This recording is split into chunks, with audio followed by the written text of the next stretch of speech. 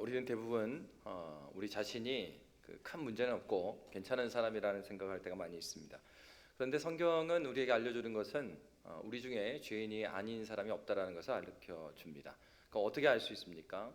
성경에 보면 하나님의 말씀이 우리에게 무엇인가를 지적해 줄 때 우리는 우리가 죄인임을 죄라는 것을 몰랐던 것을 죄로 알게 되고 또 우리가 죄인이라는 것을 알게 됩니다. 바로 그럴 때 우리는 인간의 한계를 경험하게 되죠. 내가 여기까지구나. 나로서는 할 수 없구나. 그러면서 바로 그때 율법은 바로 이러한 기능으로 인해서 우리가 하나님을 바라보도록, 그러니까 그리스도께 인도하는, 복음으로 인도하는 몽학 선생의 역할, 초등교사의 역할을 한다라고 우리가 살펴보았습니다. 그래서 중요한 것은 그렇다고 해서 이 율법이 그 죄에 대한 문제를 해결할 수는 없다라는 점이죠. 바로 그것 때문에 하나님께서는 복음을 우리에게 허락하여 주셨습니다. 이 복음을 11절에서는 하나님의 영광의 복음이다 이렇게 말했습니다. 바로 이 에베소 교회 안에 있었던 문제는 다른 교훈, 그러니까 율법이 무엇인가를 다 할 수 있는 것처럼 생각하는 것도 마찬가지고 또 그것들이 그리스도인이 되었기 때문에 율법은 아예 필요가 없다라고 하는 그런 생각들이 있었다는 거죠. 바로 그들에게 바른 교훈이 그들을 살게 함은 사도는 말하고 있습니다. 그러면 오늘 본문에서는 이러한 바른 교훈, 복음이죠. 오늘 본문의 11절의 말씀대로 하면 하나님의 영광의 복음, 하나님의 영광의 복음이 우리에게 주는 것이 무엇인가, 그것에 대해서 우리가 살펴보도록 하겠습니다. 먼저 우리가 12절 말씀 함께 읽도록 하겠습니다. 12절입니다. 나를 능하게 하신 그리스도 예수 우리 주께 내가 감사함은 나를 충성되이 여겨 내게 직분을 맡기심이니. 아멘. 첫째로는 하나님께서 주시는 하나님의 영광의 복음은 성도로 하여금 감사하게 합니다. 감사가 없는 이유는 하나님의 영광의 복음이 무엇인지 모르기 때문에 감사할 수가 없는 것이죠. 그리고 그 내용을 보아도 감사를 하지만은 그 감사가 세상적인 경우가 많아요. 그러니까 언제 감사합니까? 그러니까 우리는 보통 세상에서 말할 때 잘 된다라는 개념, 사실 잘 된다라는 것도 성경에서 말할 때 잘 되는 게 뭐냐 이거를 따져봐야 되는데 우리는 그 기준 자체가 앞에서 논의한 게 그거죠. 우리의 기준은 변하지 않은 하나님의 말씀이어야 됩니다. 그런데 그렇지 않고 이 세상의 기준이죠. 어느 때는 어느 대학에 가면 성공한 것이고 또 그 다음 세대가 되니까 그 다음에는 어느 대학이 더 좋아져 갖고 거기까지 가면 성공하는 것이고 계속해서 기준이 바뀌는 거예요. 세상의 기준은 기준 자체도 잘못됐을 뿐만 아니라 그 기준도 시대에 따라서 달라집니다. 하나님의 말씀에 대한 기준이 자신에게 없기 때문에 그 기준 자체도 세상적일 뿐만 아니라 감사의 모습을 봐도 세상의 기준에 따라 감사한 거죠. 세상에서 이 정도면 잘 사는 거다 하면 만족하고 감사하는. 그래서 우리의 감사의 제목이 무엇인가? 우리가 언제 감사하는 걸 잘 보는 것을 우리가 언제 감사하는 걸 잘 보면 우리의 신앙이 어디에 있는지 우리가 알 수가 있습니다. 근데 바로 사도가 이런 얘기를 한 거죠. 하나님의 영광의 복음은 참된 감사를 가능하게 해요. 그래서 사도 바울이 오늘 읽었던 12절에 보면은 나를 능하게 하심에 인하여서 감사했다 이렇게 말합니다. 그러니까 사도 바울의 감사의 제목을 살펴볼 필요가 있는 거죠. 하나님의 영광의 복음은 우리로 하여금 첫 번째로 감사하게 합니다. 그럼 감사의 내용의 첫 번째는 나를 능하게 하심을 감사했다 이 말이에요. 그런데 우리는 종종 이렇게 생각을 하는 거죠. 우리가 사람들과 함께 지나면서 이런 얘기를 많이 합니다. 사람은 변하지 않는다. 여러분 종종 그렇게 생각이 됩니다. 그리고 심지어는 우리가 이렇게 영혼을 섬기고 그리고 구역장으로 교사로 이렇게 섬겨갈 때 우리가 왜 섬겨갑니까? 이 영혼이 변화될 것을 기대하며 섬겨가요. 그럼에도 불구하고 우리는 그걸 또 알게 되는 거예요. 이야, 징하네. 안 변한다 이거죠. 안 변한다 이거죠. 여러분 맞습니다. 사람은요 그렇게 잘 변하는 존재가 아닙니다. 근데 중요한 건 뭐냐면 그럼에도 불구하고 성경은 사람이 그렇게 변하지 않는 사람이 변화된다고 이야기를 하고 있어요. 무엇으로 말미암아 변화되는 것입니까? 복음이 그를 변화시켜요. 그러니까 여러분, 야, 저 사람 진짜 독하네, 안 변하네? 그러면은 무엇을 해야 되겠습니까? 변하게 도와줘야 될 거 아니에요. 뭐가 변하게 한다고요? 복음이. 그에게 복음을 나눠줘야죠. 복음을 나누는 것이 그의 변화에 도움이 되는 것이지. 여러분, 앞에서 말한 율법, 아무리 지적을 하고 네가 이거 잘못됐고 저거 잘못됐고 저거 잘못됐다 그런다 하더라도 율법의 한계는 뭐라고요? 죄를 해결할 수 있어요, 없어요? 없다 이 말이에요. 지적하는 것을 가지고 그가 새로운 사람을 만들어가는 것은 복음이 하는 일이지 율법이 하는 일이 아니에요. 다시 말하면 우리가 신앙생활 할 때도 율법적 많은 규칙들이 있습니다. 그래서 너희가 이제는 집사가 됐으니까 이것도 하고 저것도 하고 막 하잖아요. 너 왜 이거 안 하고 저것도 안 하냐? 너 목사가 되고 장로가 되고 권사가 되는데 이거 안 하고 저것도 안 하는. 여러분, 지적을 많이 하면 좋은 교회가 될 것 같잖아요. 지적이 많은 교회는 젊은이들 안 옵니다. 저희 가봐야 맨날 어른들에서 욕먹는다고 안 와요. 여러분, 우리를 잘 살펴봐도요, 우리가 변화됐을 때를 보면요, 감동적인 그 선생님 때문에 변화되지 매만 때리고 지적만 하는 선생님이요? 그러면 어떻습니까? 아이고 그 선생님 지긋지긋하다, 말도 하지 마라. 그래서 그 남자들 근다 하잖아요. 자기 군대 나온 쪽으로는 그것도 안 한다고. 그래놓고 맨 군대 얘기해요. 여러분, 그런 거죠. 우리가 변화되는 거는 하나님께서 공의로 너 죄인이고 이거 잘못했고 그렇기 때문에 우리가 구원받은 것이 아니에요. 공의는 심판의 칼이 있죠. 근데 그 심판은 누가 받으셨습니까? 하나님 당신께서 인간이 되셔서 받으셨단 말이에요. 그리고 그러면 우리가 어떻게 이곳에 올 수 있습니까? 그 심판에 대한 것은 그리스도 예수께서 감당하시고 그 심판의 공적인 효력은 누가 받았어요? 우리가 받았어요. 왜? 우리가 하나님의 사랑하는 자녀이기 때문에 그렇죠. 하나님의 긍휼하심 때문에 저와 여러분이 여기 있으신 줄 믿으시기 바랍니다. 이것이 복음이에요. 복음이 우리를 변화시켰습니다. 그래서 능하게 하셨어요. 무엇으로 능하게 할 수 없어요. 능력 있는 자 우리가 노력해서 만들어질 수 없어요. 진짜 아닌데 되는 사람으로 복음이 그렇게 변화시켰단 말이에요. 그것이 감사할 노릇이에요. 그러니까 사도 바울이 생각하는 세상의 어떤 능력의 원천은 무엇입니까? 세상은 이렇게 말하죠. 이 정도 회사를 가려면 이 정도 학벌은 있고 능력은 이 정도 되고 자질은 이 정도 돼야 된다. 그래서 뭐 선행학습도 하고 배우고 여러 가지 걸 많이 신경 써요. 그러나 성경은 다른 거 말하지 않아요. 우리의 밖에서 우리를 도우시는 하나님, 그 하나님 한 분이면 충분하다고 이야기합니다. 여러분, 하나님 한 분이 저와 여러분에게 충분함을 믿으십니까? 그것이 바로 복음입니다. 사도는 바로 그것을 감사하고 있어요. 복음의 능력으로 내가 나를 능하게 하셨다. 나는 능한 자가 아니지만 하나님께서 능하게 하셨다. 두 번째로 바울의 감사를 보면 12절에 이렇게 되어 있어요. 나를 능하게 하신 그리스도 예수 우리 주께 내가 감사함은 나를 어떻게 여기셨대요? 충성되이 여기셨다. 여기서 여기다라는 말이 중요합니다. 여기다는 얘기는요, 간주해 줬다 이 말이에요. 간주해 줬다는 말은 그러면 충성되이 간주해 줬다. 충성된단 말이에요? 충성되지 않는단 말이에요? 충성되지 않는단 말이죠. 우리는 충성되지 않습니다. 그럼에도 불구하고 충성되게 여겨줬대요. 누구 때문에요? 그리스도 예수의 십자가의 공로 때문에 충성되게 여겨줬다 이 말이에요. 근데 여러분 놀라운 것은 뭐냐면 그 동일하게 여기다, 충성되게 여기다 이런 단어가 야고보서 1장 2절에서 쓰이고 있어요. 야고보서 1장 2절 우리 말씀 함께 읽도록 하겠습니다. 내 형제들아 너희가 여러 가지 시험을 당하거든 온전히 기쁘게 여기라. 아멘. 여러분 시험 당해 보셨습니까? 시험을 안 당해 보셨다면 그냥 시험 봐 보셨죠? 학생 때 시험. 여러분 시험을 즐거워하는 사람이 아주 특이하게 간혹 있어요. 공부 잘하는 애들이죠, 그렇죠. 근데요, 중요한 건 공부 잘하거나 못하거나 시험에 있어서의 마지막에 웃을 수 있으려면 그 시험 보기 전에 고통의 시간을 지나야 됩니다. 노력의 시간이 필요하죠.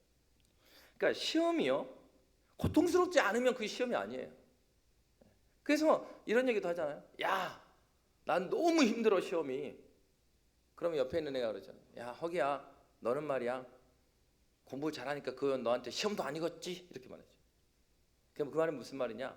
그 자기의 능력에 이상되는 것이 나한테 시험거리로 와요.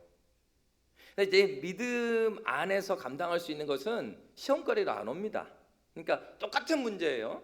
똑같은 문제여도 어떤 사람은 먹을 것이 시험거리로 오는 사람이 있고, 어떤 사람은 먹을 거는 자기한테 시험거리가 안 되는 것이 있어요. 근데 어쨌건 중요한 건 뭐냐면 그 시험의 대상이 무엇이든지 간에 시험이라는 건 고통을 동반한다는 사실이에요. 그런데 야고보 기자가 뭐라고 말했습니까? 야고보서 1장 2절에 다시 말씀 보여주시면, 내 형제들아 너희가 여러 가지 시험을 당하거든 온전히 어떻게 여기래요? 기쁘게 여기래요. 시험을 당하면 기쁘다는 얘기예요? 기쁘지 않다는 얘기예요? 기쁘지 않아요. 기쁘지 않으니까 어떻게 여기라고요? 기쁘게 여기라고요. 근데 놀라운 것은 무엇입니까? 이렇게 다 읽으면 아이고 성경은 이상한 성경이에요. 왜? 기쁘지도 않고 고통스러운데 시험이 오면은 막 기뻐하래. 정신적으로 좀 이상한가? 맨날 웃고 다녀. 야, 큰일 났다. 쟤 좀 너무 힘들었고 이상해졌나 봐.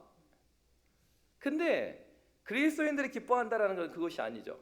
기쁘게 여기라는 이 말씀에, 그리고 충성되이 여겨주셨다라는 말에 뭐가 있냐면 처음엔 이런 겁니다. 자기도 충성되지 않았어요. 근데 충성되이 여겨주십니다. 그리고 내가 또 충성되지 않고 하나님께 충성하지 않고 또 뒤돌아섰어요. 근데 하나님께도 찾아오셔가지고 다시 돌이키게 하셨어요. 누구를 생각하시면 되냐면 베드로 같은 경우입니다. 베드로는요 굉장히 재밌는 캐릭터예요.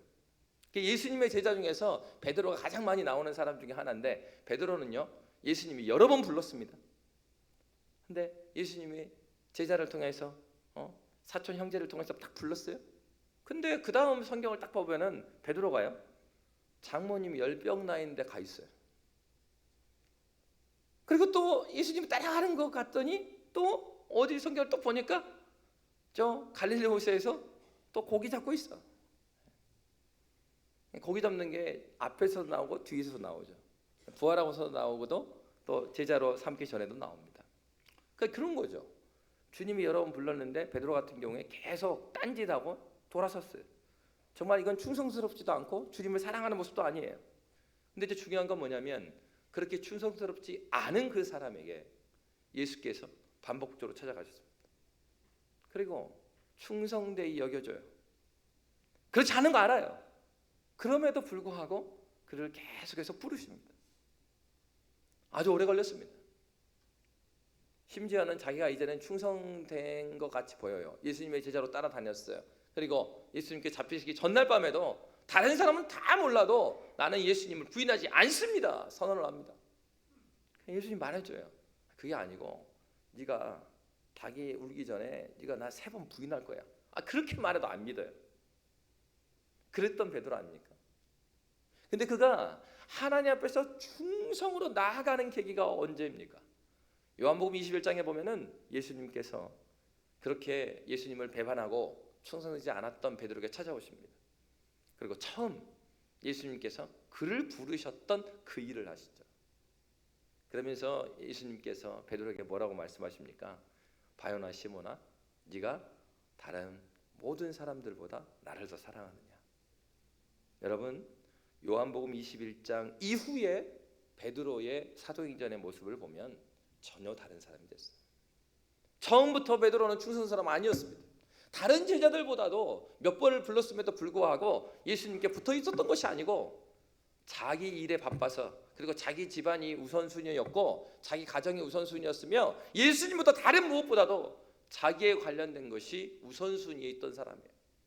그런데 주님께서 그 베드로를 계속해서 부르시고 충성되이 여겨주시고 그렇게 되고 그가 복음을 깨닫게 되자 그는 누구보다도 충성스러운 사람으로.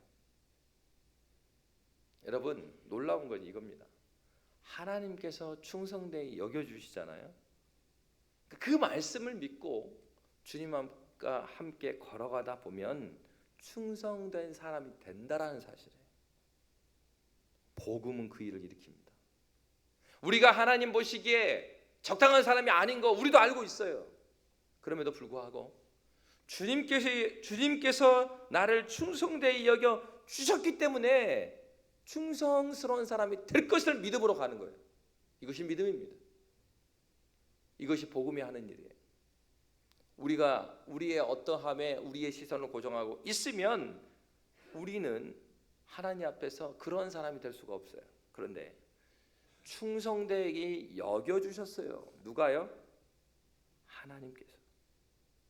충성되게 여겨주신 분이 하나님이시기에 나의 모습을 보면 충성스럽지 않지만 하나님의 하나님 되심을 믿기 때문에 그분 의지하고 나아갈 때 하나님의 때에 하나님께서 우리를 충성스러운 사람으로 만드실 것을 믿으시기 바랍니다. 복음의 능력은 여기 있는 것이죠. 바로 그렇기 때문에 사도는 나를 충성되이 여겨주심을 감사합니다. 그리고 세 번째로 바울 사도가 감사했던 이유는 12절 말미에 보면 나를 충성되이 여겨 내게 뭘 맡겨주셨대요? 직분을 맡겨주셨다. 여러분 여기에서 직분이라는 단어는요, 오늘날 우리가 조금 우리 유교문학관에서요 이게 이런 얘기가 있습니다. 그 유교가 통치 원리로 했던 그 500년의 세월을 지났는데 어떻게 이 조선 사람들은 기독교를 이렇게 잘 받아들일 수 있었을까? 근데 조선 사람 입장에서 그것도 이제 다른 종교보다도 우리가 이제 기독교가 들어왔는데 기독교에서 많은 교단이 있잖아요. 그 중에서도 한국 교회는 유난히 장로교회가 큰 교회입니다. 근데 다른 교단보다 장로교회를 엄청 많이 받았던 이유는 장로교 선교사들이 많이 들어왔기 때문이기도 하고, 근데 아무리 장로교가 많이 들어왔다 하더라도 이 조선 사람들과 맞지 않으면은 받아들이기 힘드는데 장로교를 이렇게 이해를 했대요. 예, 그 초창기 초대교회 한국 역사를 보면 조선 사람들이 생각할 때는 이 장로교 제도가 굉장히 유교의 그 사회 제도와 비슷했던 거예요. 그러니까 이 조선 시대는 산업공상이 뚜렷했잖아요. 계급이 딱 있어요, 사실은. 근데 교회를 가봤더니 교회에도 그게 딱 있는 거예요. 제일 높은 사람이 누굽니까? 아무도 대답을 안 하죠. 말하면 또 틀렸다고 할 것 같고, 그렇게 이해했던 거예요.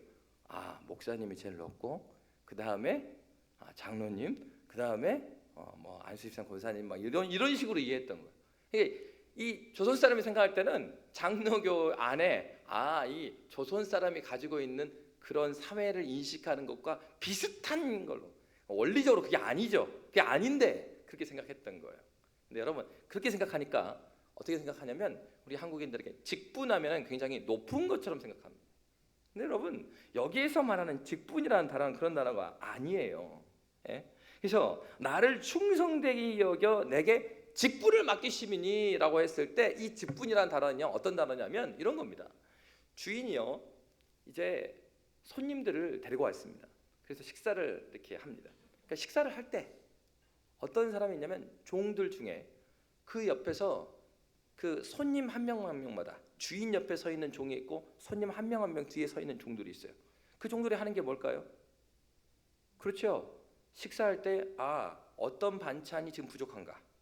손님에게 소금이 멀리 떨어져 있는가? 그걸 옆에서 시종 들은 사람들입니다. 그 단어가 디아코니아라는 단어예요. 그래서 그게 영어로 돼갖고 디콘, 그게 집사란 단어죠. 집사님 이렇게 인상을 쓰십니까? 이 직분이라는 단어 시작이 뭡니까? 시종 들은 사람이 직분이었어요. 그러니까 여기서 말하는 거는 사도 바울이 이렇게 말한 거 아니에요. 나를 충성되게 여겨 내게 사도를 맡기셨어 이렇게 말하지 않았어요. 사도 바울이 감사하는 이유는 내가 사도가 됐으니까 감사합니다 이렇게 말한 게 아니고, 이 말대로 하면 직분이라는 단어는 우리가 좀 오해가 있을 수 있으니까 직분을 빼고 어떻게 읽으면 되냐면 나를 충성되게 여겨 나를 종 삼으셨으니, 그러니까 종 삼았으니까 감사해요. 종이 자기 시간이 있습니까? 자기 뜻대로 뭘 할 수 있어요? 없잖아요. 그러니까 자기 뜻대로 살 수 없는 인생, 여러분 그 인생 좋으십니까? 그러니까 누구나 자유를 꿈꾸잖아요. 그래서 지난번에 그 기관 찬양 할 때 그 사회자가 그 문제를 냈잖아요. 네 글자. 육퇴시 소시? 육퇴소시. 그래. 그게 무슨 뜻이냐? 저는 끝나고 나서 다시 물어봤어요. 못 알아들어가지고. 육아 퇴근 소녀시대 시작. 한마디로 자유. 아이고 애기 키우느라고 너무 힘들어 죽겠는데 애기한테 매여서 사는 인생. 아니 내가 엄마인지 얘 종인지 모르겠다. 그런 거잖아요. 근데 사도가 어떤 얘기하는 거예요? 그러니까 그 우리 육녀전도에 그때 자매들한테 적용하면 사도 바울이 그 얘기한 거예요. 야, 저를 아이들 육아의 종으로 만들어 주심이 감사합니다. 이렇게 말합니다. 우리 권사님들도 막 끄덕이시네요. 요즘에 이제 손녀들 막 보다 보니까 허리 끊어질 것 같죠? 그 얘기하는 거예요. 주님 죽을 때까지 우리 딸에게 아기를 주셔서 내가 하늘나라 갈 때까지 허리 끊어지게 하심이 감사합니다. 이렇게 말합니다. 여러분 감사합니까? 야, 그만 좀 놔라. 3명은 충분한데 또? 사도 바울이 그 얘기를 한 거예요. 나를 종 삼아 주심이 감사합니다. 여러분 사도는요 세상이 말하는 어떤 높은 위치에 갔기 때문에 감사하다고 하지 않았습니다. 지극히 높아져서 감사한 것이 아니라 지극히 종이 되었음을 감사했습니다. 왜 그렇겠습니까? 바로 그리스도 예수께서 빌립보서에서 말씀하시는 바와 같이 지극히 낮아지심으로 겸손의 왕으로 오셨기 때문입니다. 사도 바울의 그 삶에 마음 깊이 그리스도 예수가 그 안에 있었기 때문입니다. 사도 바울의 감사의 제목을 보면 사도 바울이 하나님의 영광의 복음을 무엇으로 인식하고 있는지를 알 수가 있습니다. 여러분 바로 이 부분이 첫 번째 복음이 주는 감사의 이유였습니다. 두 번째로는 13절입니다. 우리 13절 말씀 함께 읽도록 하겠습니다. 내가 전에는 비방자요 박해자요 폭행자였으나 도리어 긍휼을 입은 것은 내가 믿지 아니할 때에 알지 못하고 행하였습니다. 아멘. 하나님의 영광의 복음은 이전과 지금의 확실한 변화를 가져다 주기 때문에 사도 바울은 이 복음에 대한 얘기를 한 거예요. 근데요 우리가 종종 이렇게 생각할 때 많습니다. 비방자요 박해자요 폭행자였음에도 불구하고 사도 바울을 하나님께서 써주시지 않았느냐. 그 이유는 사도 바울이 죄를 지었을 때는 자기가 비방자인지 폭행자인지 그리고 박해자인지도 몰랐기 때문에, 그러니까 그때는 예수를 몰랐을 때니까 그때는 제외해 준다. 그 예수 몰랐을 때 한 일이니까 그는 뭐 상관없고 라고 생각하는 경우가 있는데 여러분 그렇지 않습니다. 제가 지난주에 말씀드렸잖아요. 저는 거기가 어린이 보호 지역인지도 몰랐습니다. 거기가 50인 줄 알았어요. 운전하면서. 그래서 50으로 갔습니다. 그렇게 가면은 그러면 벌금이 나왔다가 전화해서 저는 거기 50인 줄 몰랐거든요. 전화하면은 그러면 무효로 해줘요? 똑같아요. 법을 몰라서 어겨도 똑같이 돈 내야 됩니다. 다시 말하면은 그것이 죄인지 모르고 핍박자요, 해방자요, 폭행자로 그렇게 살았어도 그것이 죄가 아닌 건 아니라고. 예수를 몰랐기 때문에, 몰랐을 때 하는 것이기 때문에 그거는 다 용서가 된다, 그런 의미가 아니에요. 그것도 죄예요. 중요한 건 이겁니다. 그러한 죄인이었다 이 말이에요. 그러니까 비방자요, 박해자요, 폭행자입니다. 자기가 죄를 알지 못했어요. 그것도 죄입니다. 무지가 죄를 무죄하게 해주진 않아요. 그런데 그러한 무지한 중에도 하나님의 영광의 복음은 자신을 포기하지 않았다. 내가 무지해서 하나님을 해방하고 그리고 하나님을 핍박하고 그리고 하나님을 믿는 자를 폭행하고 다녔는데 그럼에도 불구하고 하나님의 사랑과 그 복음은 나를 포기하지 않았다 이거예요. 바른 복음이 주는 영향은 이러한 변화를 가능하게 해준다는 거예요. 여러분 그렇습니다. 그렇기 때문에 중요한 건 이거예요. 복음 안에 있는 그 사람들의 어떤 신앙의 차이, 사람들의 차이는 어디에서 나오는 것인가? 그 사람의 어떤 배경이나 그 사람의 어떤 노력이나 그것에서 다른 결과가 나오는 것이 아니고 그 사람 안에 있는 하나님의 영광의 복음의 큰 능력이 그를 바꾸는 것이죠. 그렇기 때문에 여러분, 우리에게 그런 믿음이 있어야 돼요. 우리 옆에 있는 분들에게 그렇게 축복했으면 좋겠습니다. 옆에 한 번씩 보시면서 복음의 능력을 참으로 믿으시기 바랍니다. 예. 여러분, 이게 너무 당연한 말이고 당연한 축복의 메시지인데 우리가 이 사실을 믿지 않는 경우가 많아요. 그래서 복음의 능력만입니다 하는데 예배 끝나자마자 이제 걱정하죠.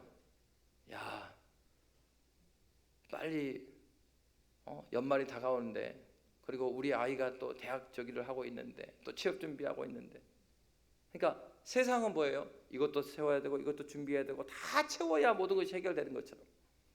근데 복음은, 성경을 뭐라고 말하고 있습니까? 우리의 모든 문제의 답이 누구라고 말하고 있어요?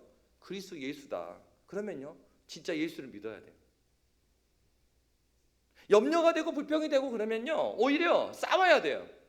내 염려하는 그 마음과 싸우면서 그리스도 예수의 복음을 내 영혼에 선포해야 되는 거야. 내 영혼아, 네가 어찌 낭망하느냐? 너는 여호와 하나님을 바라볼지어다. 시편 기자가 선포하잖아요. 그러면 마치 그 루터 관련된 영화가 있습니다. 굉장히 오래된 영화인데 그 루터가 수도원에서 그 혼자 방에서 막 독백하는 장면이 나와요. 뭐라 그러냐면 막 사탄한테 막 물러가라고 막 하는 거예요. 밖에서 보면 약간 정신병자 같은 느낌이 있어요. 여러분, 시편 기자의 시편을 볼 때 그런 경우가 있어요. 야, 이 사람 좀 이상한 사람 아닌가? 왜? 혼자서 독백합니다. 내 영혼아, 네가 어찌하여 낭망하느냐? 너는 그리스도 예수를 바라보라. 하나님을 바라보라. 막 선포한다고요. 언제요? 우리 안에 뜻모를 두려움이, 그리고 하나님께서 주지 않는 마음들이 꿈틀거릴 때 우리는 그리스도 예수의 복음으로, 하나님의 영광의 복음으로 그러한 마음들을 꾸짖어야 돼요. 그게 동의할 것이 아니라. 그때는 위로해 줄 때가 아니에요. 그때는 말씀으로 꾸짖어야 될 때예요. 우리의 영혼은 하나님의 말씀 앞에 나올 때, 복음의 능력을 만날 때 참으로 하나님을 바라보게 되는 것입니다. 여러분, 여기에 믿음이 있는 거죠. 여러분, 참으로 복음의 능력을 믿으십니까? 여러분에게 풀리지 않는 문제가 있으십니까? 그렇다면 그 문제를 가지고 하나님께 나아가셔야 합니다. 하나님께 기도하셔야 돼요. 어떻게 해요? 믿음을 가지고 기도해야 돼요. 주님께서 능력 되십니다. 주님께서 이 문제에 있어서도, 이 아이의 문제에 있어서도, 이 회사의 문제에 있어서도 주님이 답이십니다. 여러분, 이 말은 맞아요. 아예 목사님한테 말해봐요. 목사님이 뭐 사회생활 많이 안 해보셔갖고 뭘 알겠어. 그렇죠. 목사는 모릅니다. 근데 누구나 아셔요? 하나님 아셔요. 그거 착각하면 안 돼요. 목사는 사람이기 때문에 몰라요. 그렇지만 하나님 아신다고요. 그러니까 하나님께 나아가셔야 합니다. 왜? 복음의 능력은 우리의 어떠한 문제에 있어서도 그 문제의 크기보다 복음이 훨씬 더 큰 능력을 가지고 있기 때문입니다. 사도 바울은 세 번째로 13, 14절에 이렇게 말해요. 우리 13절, 14절 말씀 함께 읽도록 하겠습니다. 내가 전에는 비방자요 박해자요 폭행자였으나 도리어 긍휼을 입은 것은 내가 믿지 아니할 때 알지 못하고 행하였습니다. 우리 주의 은혜가 그리스도 예수 안에 있는 믿음과 사랑과 함께 넘치도록 풍성하였도다. 아멘. 아멘. 그러면 이런 세 번째로 바울을 변화시킨 그 하나님의 영광의 복음의 내용이 뭐냐 했을 때, 오늘 성경은 첫째로 13절에 긍휼을 입은 것이라고 그랬어요. 긍휼입니다. 하나님께서 하나님의 영광의 복음을 우리에게 주셨는데 그것이 우리의 것이 된 이유는 하나님께서 우리를 불쌍히 여겨주셨기 때문이다 이거예요. 긍휼입니다. 그러니까 어떻겠습니까? 적용해 보면은 하나님께서 우리를 용납해 주셨기 때문에 여기 있는 것입니다. 그렇다면 마찬가지죠. 우리도 지체를 향하여서 두려워하고 어려워하고 때로는 실수하는 자들에게 율법이 하는 것처럼 그것을 지적하는 것이 아니라 하나님께서 우리를 긍휼히 여겨주셨던 것처럼 그들에게 실패하지 않는 사랑으로 그들을 품어주는 거예요. 이 긍휼이라는 단어는 구약에서 보면 인애라는 단어로도 쓰였어요. NIV 성경은 unfailing love라고 그랬어요. 실패하지 않는 사랑이래요. 긍휼이. 마치 부모가 자녀 아무리 말을 듣지 않고 그리고 부모 속을 썩여도 부모는 그 아이를 가슴에 매이죠. 그래서 그 아이를 위해서. 그러니까 그렇지 않아요? 10손가락이 있는데 아픈 손가락이 생각난다고. 가족들이 다 모여갖고 너무 즐거운 명절이에요. 근데 큰애가 해외에 주재원으로 가 있어요. 그럼 너무 행복해. 근데 꼭 부모님은 누구 얘기해요? 야, 큰애도 여기 있었으면 좋을 것 같은데. 그래. 그죠? 자녀를 사랑하는 그 사랑을 우리에게 주신 이유가 바로 여기 있습니다. 왜 그렇습니까? 우리가 자녀에 대한 사랑을 통해서 누구의 사랑을 깨닫게 돼요? 하나님께서 우리를 어떻게 사랑하셨는지. 그 정도의 사랑은 우리는 아니지만 그럼에도 불구하고 아주 조금이라도 하나님께서 얼마나 우리를 긍휼히 여기셨는지를 깨닫게 하시기 위함입니다. 여러분, 하나님의 영광의 복음이 무엇입니까? 하나님께서 우리를 실패하지 않는 사랑으로 오래 참고 용납해 주셨다는 얘기예요. 그것이 긍휼이죠. 두 번째로는 14절에 보면 이렇게 되어 있어요. 우리 주의 은혜가 그리스도 예수 안에 있는 믿음과 사랑과 함께 넘치도록 풍성하였다라고 말하고 있습니다. 두 번째로는 은혜입니다. 근데 은혜인데 어떤 은혜냐면 그리스도 예수 안에 있는 믿음과 사랑과 함께 넘치도록 풍성한 은혜예요. 다시 말하면 이 믿음과 사랑으로 말미암아 이 은혜가 무엇인지 알게 됐다는 말이에요. 여러분, 믿음이 생겨나기 전에는요 하나님의 사랑이 무엇인지를 잘 모릅니다. 내가 예수 그리스도를 믿고 나고 보니까 그 전에는요 이런 질문을 하게 되는 거죠. 제가 대학생 때 그런 동기가 있었어요. 그 어릴 때부터 소아마비인데 그 대기업의 조카예요. 자기 부모님도 한 기업에 있어서 한 파트를 다 책임지고 있죠. 근데 그 친구가 소아마비다 보니까 한 번은 이제 캠퍼스에서 저도 이제 기숙사를 들어가고 있는데 이 친구도 기숙사 같이 썼거든요. 들어가는데 길목에 걔가 막 가다가 이 소아마비다 보니까 이 다리에 걸려갖고 넘어진 거예요. 그러니까 제가 이제 부축해갖고 이제 들어줬어요. 아, 괜찮냐? 하는데 얘가 근데 이 교회 다니는 애인데 대학에 가서 술을 많이 마신 것 같아요. 얘가. 그래서 술 냄새가 막 풍깁니다. 그러면서 얘가 넘어지고 나니까 자기 힘으로 일어나기 어렵잖아요. 제가 부축해서 이렇게 일어나는데 막 소리를 지르면서 막 울면서 이제 소리를 지르는 거예요. 그러면서 제가 뭔지는 모르지만 그때 이제 예수 만난 지 얼마 안 돼갖고 제가 뜨거운 마음에 야 무슨 문제가 있어? 말 안 해주죠. 기숙사 가는 길을 그랬어요. 계속 부축해서 가면서 야 그래도 하나님이 너를 사랑해. 밑도 끝도 없이 무슨 상황인지 모르지만 그래도 하나님이 너를 사랑해. 네, 여러분 이렇게 하면은 저는 또 그 믿음의 선배들이 했던 것처럼 아주 놀라운 능력이 나타나서 이 친구가 환하게 회복이 되고 그럴 줄 알았어요. 그런데 하나님이 너를 사랑해 그러니까 얘가 폭발했어요. 야, 네가 날 알아? 아 갑자기 화가 나더라고요. 아, 넘어진 놈 내가 이렇게 해주고 위로해 주니까 나한테 화내네. 그냥 물어보는 거예요. 야, 나도 교회를 다니지만 하나님이 왜 나를 사랑하는데? 나는 너처럼 걸어다니도 못하는데 왜 하나님 나를 사랑하냐고. 그러면서 계속 물어봐요. 모르겠더라고. 무슨 답을 해야 될지 모르겠더라고. 기숙사 갈 때까지 아무 말도 못했어요. 그래 그러면서 이제 갔습니다. 방에다 데려다주고 한참 고민했어요. 그 질문이 안 떠나요. 그렇지. 왜 하나님께서 나를 사랑할까?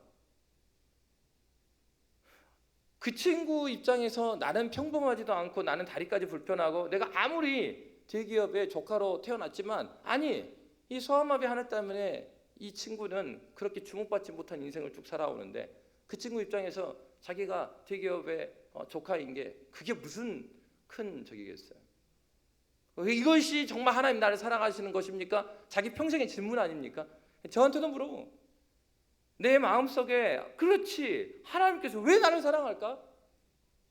사랑할 수 있는 자격이 없는데 그러니까 우리는 어떻게 생각합니까? 이 세상에서 말하는 그 기준에 의해서 생각해 보면 나는 별 쓸 가치가 별로 없어요. 유용하지 않아요. 근데 왜 나를 사랑할까? 하나님께서 왜 저와 여러분을 사랑하십니까? 하나님께서 저와 여러분의 아버지 되시기 때문입니다. 하나님께서 저와 여러분을 만드셨기 때문입니다. 우리 자녀가 무엇을 잘해서 사랑합니까? 자녀의 연약함이 있으면 그 자녀가 더 생각나고 마음이 아프기 마련입니다. 하나님께서 우리의 아버지가 되시기 때문에 우리의 연약함이 있을 때 더 그것이 애처롭고 우리를 긍휼히 여겨주는 거죠. 그런데 여러분, 믿음이 없으면 하나님의 그 사랑이 안 보입니다. 믿음이 없으면 부모님이 나를 사랑한다는 것이 내가 철이 들기 전까지는 보이지가 않아요. 신앙에 있어서 철이 드는 게 무엇입니까? 예수 그리스도를 인격적으로 만나서 하나님이 누구신지 알게 되는 거예요. 믿음이 생겨나는 거예요. 믿음이 생겨나면 보이지 않던 게 보입니다. 야, 하나님께서 그때 그 친구를 만나게 하셨던 것이 하나님이셨구나. 나는 뱃속에서부터 믿는 사람 가정에 태어났고 나는 아예 교회 안에서 살았어, 평생을. 그런데도 나는 사랑을 깨닫지 못하였네. 얼마나 깨닫지 못하였으면 저 친구를 통해서 왜 나를 사랑하느냐를 묻게 하셨을까? 믿음이 생겨놓고 보니까 그 친구를 만났던 그게 나에게 너무 복이었어요. 그것이 하나님의 사랑이었어요. 한 번도 그런 생각을 해본 사람이 아니에요, 저는. 근데 하나님의 사랑에 대해서 질문하게 만드셨어요. 왜 너를 사랑하겠냐? 너는 세상의 기준으로 봤을 때 사랑할 가치가 없다. 왜? 평생을 교회 안에 살았음에도 불구하고 하나님의 관심이 내 관심이 아니었어. 아버지 체면 살려주면 되는 것이고 교회에서 욕 안 먹으면 돼요. 교회를 나가자마자 학교에서는 욕을 제일 잘하는 학생이었어요. 물론 선생님 앞에서는 모범생이었습니다. 교회 와서 모범생이에요. 교인들이 몰라요, 제가 그렇게 욕을 잘하는지. 그렇게 살아가는 것이 잘 사는 것인 줄 알았어요. 전혀 양심의 가책이 없습니다. 그렇게 해도 중고등부 때요, 기도부장도 하고요, 기도도 인도합니다. 주 예수 내 맘에 들어와 계신 후 변하여 새 사람 되고. 예수가 내 안에 들어오기 전에는 그게 무엇인지 몰라요. 머리로만 알아요. 그러나 내가 예수를 만나고 나니까 그렇구나. 이 모든 것이 하나님의 끝없는 사랑이었구나. 여러분, 우리의 믿음은 보이지 않던 하나님의 사랑을 보게 해줍니다. 그 하나님의 사랑을 깨닫게 되면 깨닫지 못하던 하나님의 은혜가 무엇인지 알게 되는 것이죠. 하나님께서는 저와 여러분을 하나님의 백성으로 교회로 부르셨습니다. 여러분, 이 한 해를 돌이켜보면서 우리가 회복해야 될 것이 있다면 무엇을 회복해야 되겠습니까? 다른 것이 아닙니다. 저와 여러분은 그냥 어중이 떠중이로 모여있는 것이 아니라 하나님께서 하나님의 영광을 위하여서 그 복음의 능력으로 저와 여러분을 부르셨음을 믿으시기 바랍니다. 기도하겠습니다. 살아계신 하나님 아버지, 주의 은혜를 인하여 감사합니다.